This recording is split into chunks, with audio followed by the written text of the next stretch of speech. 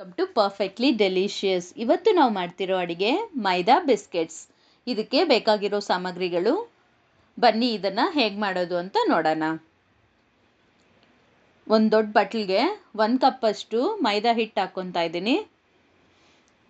ಇದರಲ್ಲಿ ಅರ್ಧ ಕಪ್ಪಷ್ಟು ಪುಡಿ ಮಾಡ್ಕೊಂಡಿರೋ ಸಕ್ಕರೆ, 1 ಟೇಬಲ್ ಸ್ಪೂನು ಕಪ್ಪೆಳ್ಳು, ಅರ್ಧ ಸ್ಪೂನು ಏಲಕ್ಕಿ ಪುಡಿ, 1 ಸ್ಪೂನು ಪುಡಿ ಮಾಡ್ಕೊಂಡಿರೋ ಸೋಂಪು, 1 ಪಿಂಚು ಸಾಲ್ಟು, ಕೊನೆಗೆ 1/4 ಕಪ್ಪಷ್ಟು ತುಪ್ಪನ ಬಿಸಿ ಮಾಡಿ ಹಾಕ್ಕೊತಾ ಇದ್ದೀನಿ. ಇದು ಎಲ್ಲನೂ ಈಗ ಒಂದು ಸತಿ ಚೆನ್ನಾಗಿ ಮಿಕ್ಸ್ ಮಾಡ್ಕೋಬೇಕು. ಇದರಲ್ಲಿ ಸ್ವಲ್ಪ ನೀರು ಹಾಕಿ ಚಪಾತಿ ಹಿಟ್ಟಿನ ಥರ ಇದನ್ನು ಮಿಕ್ಸ್ ಮಾಡಿ 10 ನಿಮಿಷ ಇದನ್ನು ನೆನೆಯೋಕ್ಕೆ ಬಿಡಬೇಕು. ಈಗ ನೆಂದಿರೋ ಹಿಟ್ಟನ್ನು ಚಪಾತಿ ಹಿಟ್ಟು ಥರ ಇದನ್ನು ಲಟ್ಟಿಸ್ಕೋಬೇಕು.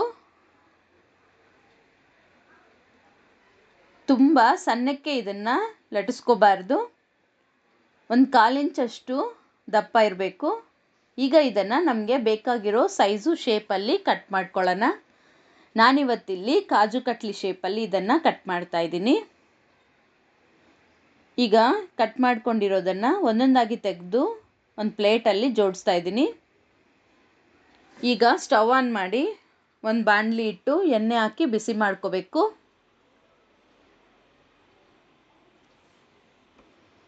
ಎಣ್ಣೆ ಬಿಸಿ ಆಗಿದ ನಂತರ ನಾವು ರೆಡಿ ಮಾಡ್ಕೊಂಡಿರೋ ಮೈದಾ ಬಿಸ್ಕೆಟ್ಸ್ನ ಒಂದೊಂದಾಗಿ ಹಾಕಿ ಇದನ್ನು ಗೋಲ್ಡನ್ ಕಲರ್ ಬರೋವರೆಗೂ ಫ್ರೈ ಮಾಡ್ಕೋಬೇಕು.